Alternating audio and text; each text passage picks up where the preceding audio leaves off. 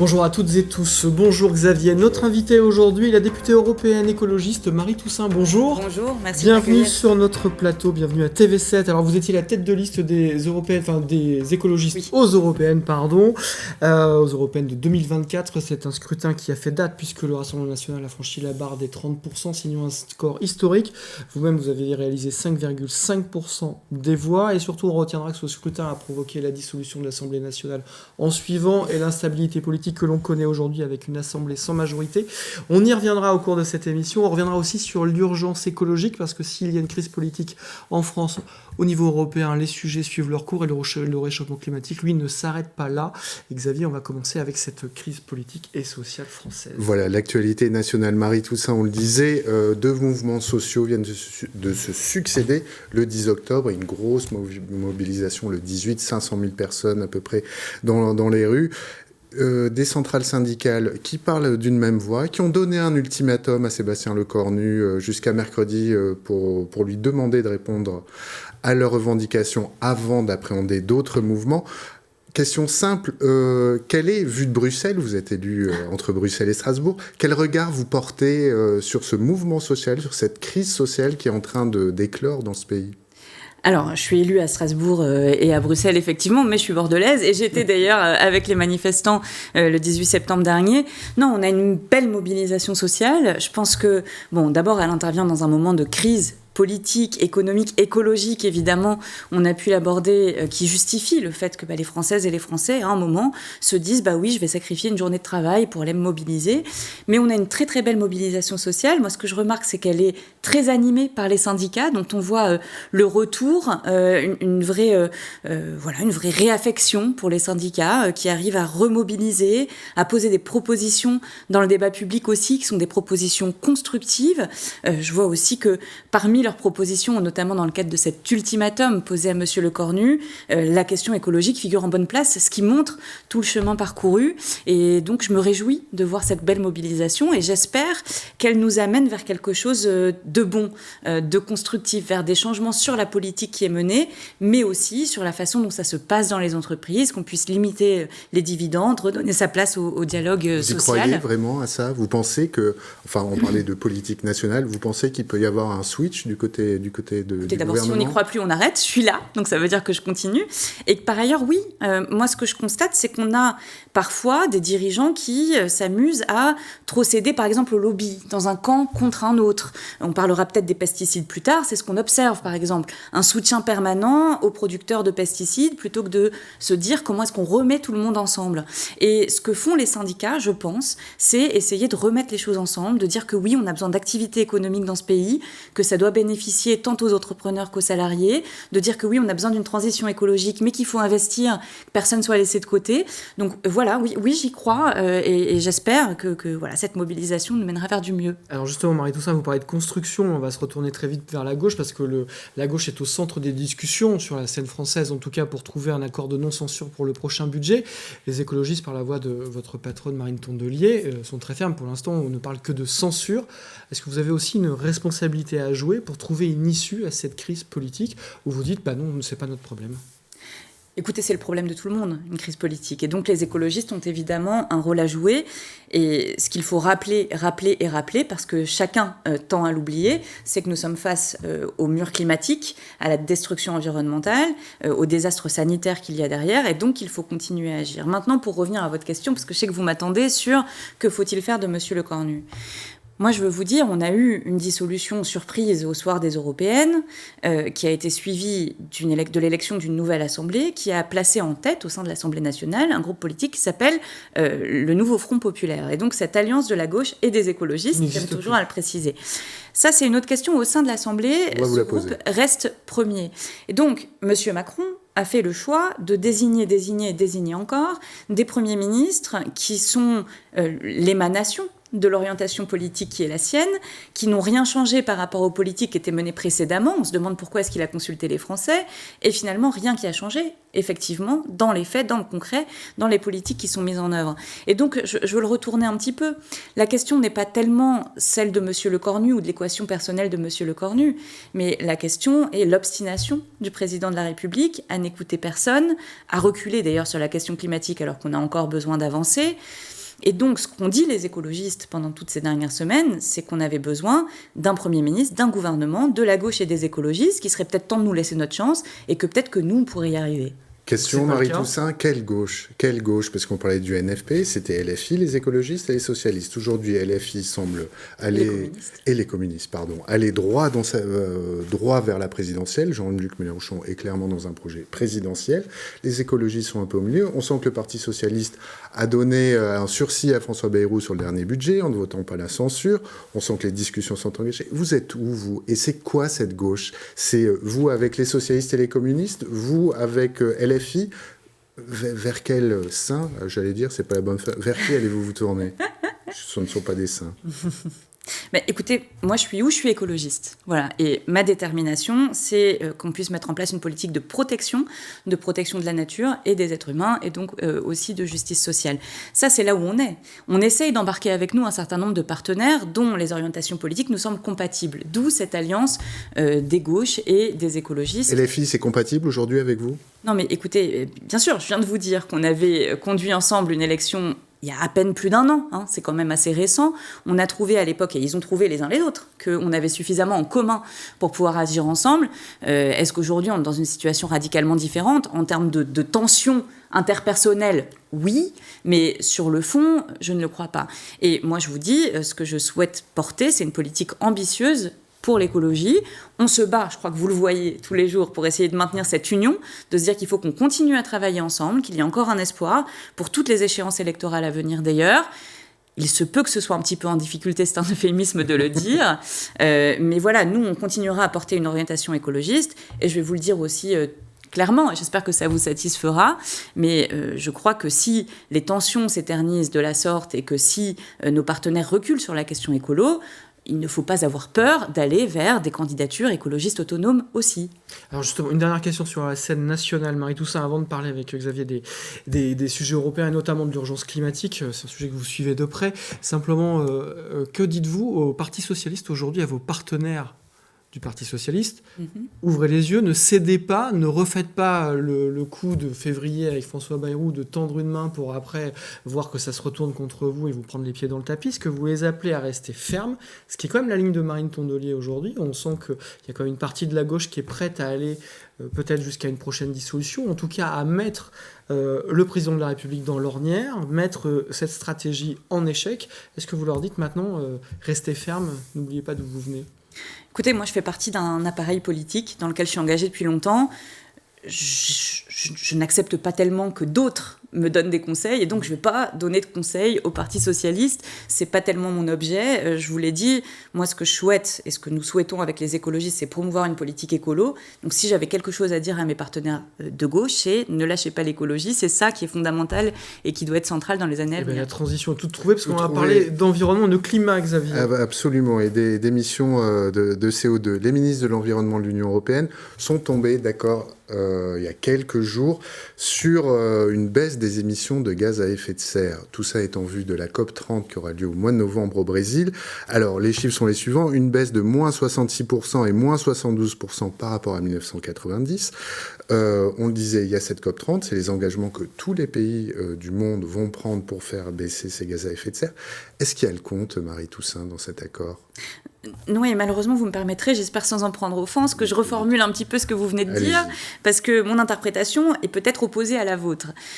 On a, dans quelques semaines, une conférence pour le climat qui va être cruciale, qui se passera à Belém, au Brésil, et qui va être un moment majeur pour prendre de nouvelles orientations vers 2035, vers 2040, vers la suite, savoir est-ce qu'on va atteindre ou non la neutralité climatique, alors que le dérèglement climatique fait de plus en plus de dégâts, des milliers de morts. C'est ça, la neutralité carbone. C'est ça, oui. Des milliers de morts encore cet été, des canicules, des sécheresses, et j'en passe. Donc on a besoin d'agir.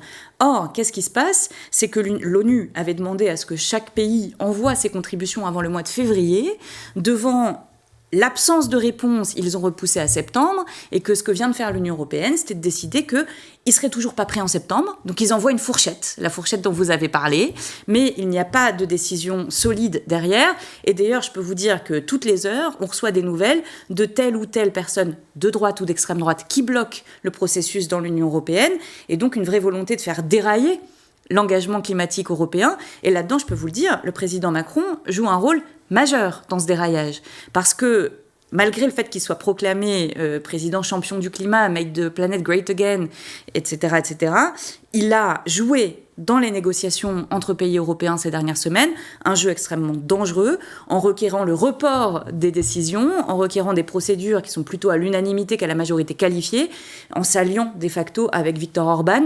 climato-sceptique notoire, en plus d'être contre l'état de droit. Et donc, on a un vrai problème français. Là, ça veut dire que l'Union européenne est en train de louper la marche, louper le coche, perdre le leadership sur la question climatique. Complètement, et vous avez raison de le formuler comme ça, parce qu'on se doute bien qu'aux États-Unis, les émissions repartent à la hausse. Oui. On sait moins, c'est qu'au sein de l'Union européenne, elles repartent à la hausse également. Et pour l'instant, selon les calculs, peut-être encore plus qu'aux États-Unis. Donc on est en train de reculer, et y compris en France, sur la trajectoire qu'on avait abordée. Et puis, l'Union européenne est historiquement devant, motrice, leader en matière de négociations internationales pour le climat.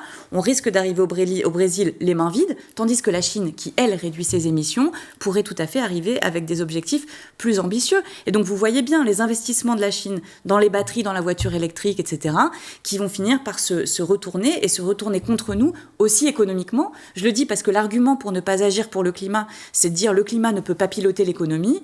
Moi, je veux rappeler une chose, les lois d'économie ne sont pas au-dessus des lois de la nature. On le voit bien, quand on n'agit pas, ça coûte un fric monstre. D'ailleurs, Pierre Moscovici, la Cour des comptes française, l'ont rappelé aussi il y a quelques jours. Et donc, pour protéger l'économie aussi, on a besoin d'agir. Et si on est immobile ou si on recule, ça va être l'ensemble de l'économie européenne et des Européennes et des Européens qui en pâtiront. Est-ce que l'Union européenne peut encore rattraper le coup, Marie Toussaint? Et on parlera après des ventes de moteurs thermiques, là aussi où ça flotte quand même beaucoup. Est-ce que là, avant, il y a aussi l'Assemblée générale de l'ONU qui arrive la semaine prochaine, plus la COP 30 au Brésil, mais il y a encore des marges de manœuvre, ou vous pensez qu'on est juste dans l'incantatoire aujourd'hui de la déclaration d'intention et puis tout ça va filer tranquillement vers un échec? Alors, il y a deux questions dans votre question, si je peux me permettre. Il y a qu'est-ce qui est possible de faire de facto sur le terrain. Rattraper le coup, ce que disait Xavier. Et il est encore possible d'agir pour le climat, en investissant, en protégeant par exemple l'acier européen, pour ne parler que d'un produit, en faisant des salariés le cœur de la transition, c'est aussi ce que demandent les syndicats. Et puis, il y a la question politique des blocages actuels entre les États membres, entre les partis européens. Moi, je déplore le fait que la droite européenne, donc les républicains en France, mais qui sont plus puissants dans d'autres pays européens et au niveau général de l'Union européenne, jouent aujourd'hui un jeu extrêmement dangereux. Ils prétendent vouloir agir pour le climat, mais dans les faits, ils font tout pour faire reporter ou dérailler l'ambition pour le climat. Au Parlement européen, au mois de juillet, ils sont même allés jusqu'à laisser l'extrême droite européenne prendre en charge la loi sur le climat et les objectifs climatiques pour 2040, ce qui est quand même la preuve d'un certain dédain qui qui se fait au détriment de tous. Est-ce qu'on est en train de vivre un backlash, comme on dit, un ressac justement sur cette question environnementale? Comment vous l'expliquez? Puisque vous, écologistes, vous portiez cette idée depuis des décennies et des décennies. Il y a eu une phase d'acculturation. On se disait, tiens, ce combat culturel est gagné. Et là, c'est quoi? Comment vous expliquez que ce discours-là n'imprime plus? Écoutez, je pense qu'il y a une prise de conscience environnementale qui est réelle. Maintenant, de dire que le combat culturel est gagné, on voit bien que non. Pourquoi? Parce que ça heurte plusieurs intérêts. Les intérêts des lobbies et des pollueurs, évidemment. Et on a vu des fonds d'investissement comme BlackRock, des entreprises pétrolières comme Total, ou des entreprises des produits chimiques et des pesticides comme Bayer Monsanto par exemple, revenir en arrière, reprendre l'offensive pour aller vers la dérégulation plutôt que la simplification, ramasser toujours plus de dividendes. Et donc, ils ont pris un coup sous l'effet des mobilisations sociales et citoyennes. Ils ont dû reculer un peu, mais reculer pour mieux sauter quelque part et repartir à l'offensive pour faire tomber les législations climatiques et environnementales. Et je veux bien que celles et ceux qui nous regardent comprennent que c'est pas seulement les dernières lois des dernières années qui sont en danger, mais bien tout l'édifice de protection de l'environnement construit depuis les années 90. Donc c'est quand même fondamental.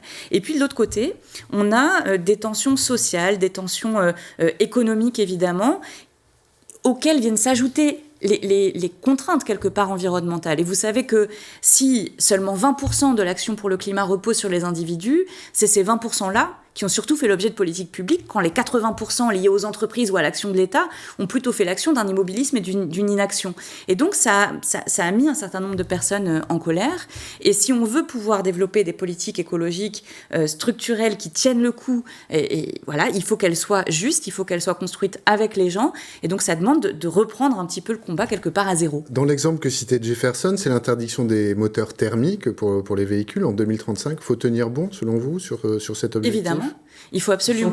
Là, pour le coup, il y a un vrai flottement. Là, ça flotte. On sent que ça va être décalé dans le temps. C'est votre crainte ? Oui, c'est ma crainte, d'autant plus que les annonces de la Commission européenne dans les derniers jours sont plutôt allées dans le sens que vous indiquez, même si rien n'est encore ferme, on peut donc encore se battre. On a un certain nombre d'industries qui, par ailleurs, hier encore tenaient sur le 2035, qui sont aujourd'hui un petit peu en train de flancher, mais ce que je vois, c'est que les syndicats français restent avec les écologistes très fermes sur cet objectif-là. Ce n'est pas une crise du marché de l'automobile, parce que là... Mais bien sûr, il y a une crise du marché automobile, mais qui date de bien avant la décision de sortir de la voiture thermique en 2035. Et donc, je pense qu'il ne faut pas être dupe là-dessus. Les entreprises de l'automobile ont commencé à fermer, en tout cas en France, bien avant. Donc, il n'y a pas de lien direct. Ce qu'il y a comme lien, c'est les dividendes, dont je parlais tout à l'heure, la volonté de rémunérer toujours plus les actionnaires, plutôt que d'investir dans la transformation. Quand je vous disais, on a 20% sur les individus, 80% sur l'action collective, notamment d'entreprises. Et bien c'est ça qu'il faut faire. Il faut pousser les entreprises à changer leur manière de produire. Par contre, ce qu'il faut faire aussi en même temps, c'est permettre aux gens d'acquérir ces nouveaux véhicules. Et donc d'ici 2035, il y a un long chemin à parcourir, voilà, pour faire en sorte que les voitures électriques soient abordables. Ce que je vois, c'est qu'en Chine, pardon de parler souvent de la Chine, mais en Chine, un certain nombre de voitures électriques sont moins chères que les voitures à essence. Donc la preuve, c'est que c'est possible, mais il faut y aller, quoi. Il faut investir, il faut accompagner les gens et puis lutter contre la précarisation, parce que quand on a de moins en moins d'argent, on peut de moins en moins acheter de voitures. Peut-être juste, il y a eu une bonne nouvelle peut-être cet été, c'est la décision du Conseil constitutionnel de retoquer en grande partie la loi Duplon, oui. Avec notamment en rejetant l'acétamipride, c'est ce néonicotinoïde tueur d'abeilles présenté comme ça en tout cas. Est-ce que ça c'est votre bonne nouvelle de l'été, parce que ça fait débat, c'était poussé par les Républicains notamment. Oui. On voit bien que le sujet pesticides, et je mets cet insecticide dedans aussi, n'est pas réglé en France encore. Oui, tout à fait. Ni en France ni ailleurs d'ailleurs. Et l'acétamipride était tueur d'abeilles, mais aussi attentatoire à la santé. Hein. Et donc ça a été une grande victoire, tout comme d'ailleurs, parce que les victoires citoyennes sont aussi... mais c'est 2 millions de signataires de cette pétition anti-loi Duplon initiée par une étudiante bordelaise, donc on peut aussi être fier. Mais bien sûr, et je pense d'abord aux ouvriers et ouvrières agricoles dans les bananeraies de Martinique et de Guadeloupe sur des surfaces escarpées, parce que ce qu'on leur promettait, c'est qu'après avoir été contaminés au chlordécone, on allait leur relâcher sur la tête par avion ou par drone de l'acétamipride. Donc pour eux, c'était vraiment une vraie victoire et j'en suis très heureuse. Maintenant, on a un problème structurel, fondamental, en France comme en Europe aujourd'hui, entre des paysans qui n'arrivent pas à se rémunérer dignement et des pesticides qui sont répandus partout et qui rendent les gens extrêmement malades. On a eu une étude qui est sortie la semaine dernière de l'ANSES qui vient nous redire, c'est important pour une région comme la nôtre, que les pesticides dans le vin, oui, on est contaminé quand on habite à côté, notamment quand on est un enfant, on y est très clairement exposé. Je pense que chacune et chacun a bien compris qu'on avait besoin d'un grand débat de société. Et donc, moi je me joins aux familles de victimes, notamment celles qui sont à l'origine de l'appel de La Rochelle, pour dire on a besoin de cette discussion, pour savoir comment, ensemble, on fait en sorte de créer un modèle agricole qui soit bon pour les paysannes et les paysans de ce pays et qui en même temps protège la santé. Aujourd'hui, ce débat n'est pas là, je le regrette, et donc j'aimerais qu'on puisse mettre en place une convention citoyenne, et j'appelle d'ailleurs le prochain gouvernement à le faire. Mais est-ce qu'on peut l'avoir, ce débat, puisqu'on sent que c'est vraiment, c'est à l'image de la nature du débat public. Au fond, il n'y a pas de vérité, il n'y a que des opinions aujourd'hui qui se confrontent là-dessus. Vous pensez qu'on peut trouver un chemin sur cette route, justement, de réduction des produits toxiques, notamment, puisqu'on le voit, quand on va sur le terrain, on le voit dans le vignoble bordelais, beaucoup de viticulteurs qui avaient basculé en bio font marche arrière aujourd'hui. Parce que le modèle économique... Mais comment on fait ? C'est une économie administrée derrière ? C'est une économie subventionnée ? Bien sûr que non. Vous savez, l'agriculture actuelle, elle est extrêmement subventionnée, notamment par l'Union européenne. Et voilà, il y a des filières où il y a plutôt des exploitations qui réussissent à fonctionner et même à dégager du profit sans ces aides publiques. Mais la plupart, le modèle général est un modèle de toute façon déjà administré en fait quelque part. Et donc la question c'est comment est-ce qu'on réoriente ces fonds pour justement soutenir une autre agriculture. Moi ce que je constate c'est que les intérêts privés qui vendent des pesticides, mais aussi des médicaments. On a parlé de Bayer-Monsanto, c'est quand même dingue qu'on permette aux gens, qu'on autorise les entreprises à produire toujours plus de produits toxiques et les médicaments pour soigner des atteintes à la santé. On marche quand même légèrement sur la tête. Voilà, mais ces intérêts privés font tout pour durcir le débat, cacher les connaissances sur les pesticides, leurs effets sur la santé. Et donc, il y a beaucoup de chemin à parcourir. Est-ce qu'on peut avoir ce débat en France ? Oui. Moi, je fais confiance aux Françaises et aux Français, de la même manière que je fais confiance aux Européens. Et je pense que si on mettait toutes les données sur la table, comme le demande d'ailleurs l'ANSES, qui demande à ce qu'il y ait une carte disponible avec les expositions aux pesticides, mais que si on disait, voilà la situation sanitaire sur les pesticides, voilà la situation économique pour le modèle agricole en France, je pense qu'on serait tout à fait en capacité de trouver des solutions. Le problème, c'est qu'aujourd'hui, ce n'est fait ni sur l'un ni sur l'autre. Marie-Toussaint, il nous reste 3 minutes. On va finir sur une dernière question très européenne. L'exercice sera difficile. On va parler de la défense européenne. Et voilà, en 2 minutes, c'est forcément très contraint. Mais simplement, c'est une des grandes orientations aujourd'hui de l'Europe face à la menace russe et à cette invasion russe en Ukraine. L'heure est à l'économie de guerre au niveau de l'Europe, avec un gros réinvestissement dans l'économie de défense et dans l'armement. Quelle est votre position en tant qu'eurodéputé écologiste sur cette question ? Est-ce que vous soutenez ce réarmement qui est en cours et ce vrai virage en faveur d'une économie de guerre pour vraiment relancer toute cette industrie et réarmer les armées européennes ? Voilà, c'est un vrai sujet, il y a beaucoup d'argent en jeu. Il y a beaucoup d'argent, d'emplois, et derrière des conséquences aussi géopolitiques, internationales, etc. D'abord, est-ce qu'on a pour l'instant suffisamment d'armes, mais aussi d'armées européennes ? Non.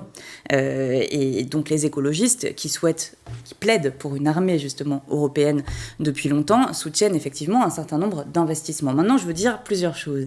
Vous parlez d'économie de guerre, ce ne sont pas des termes que je fais miens.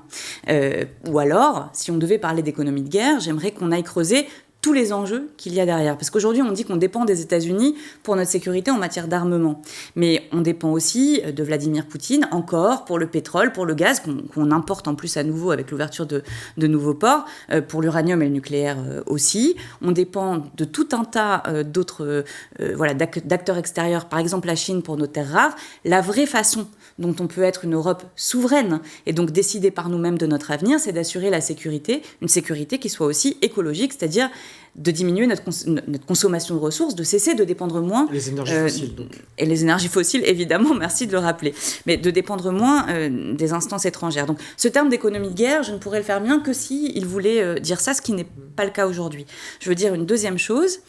On a besoin effectivement d'investir dans la défense. Il faut impérativement qu'il s'agisse d'armes européennes. Je refuse qu'on donne encore plus d'argent à Donald Trump pour acheter des armes américaines ou aux Chinois qui mettent des puces dedans pour nous espionner. Il faut que ce soit européen. Et puis, il faudrait aussi, et ça je veux être très claire là-dessus, il faudrait aussi tenir compte du besoin de résilience sociale.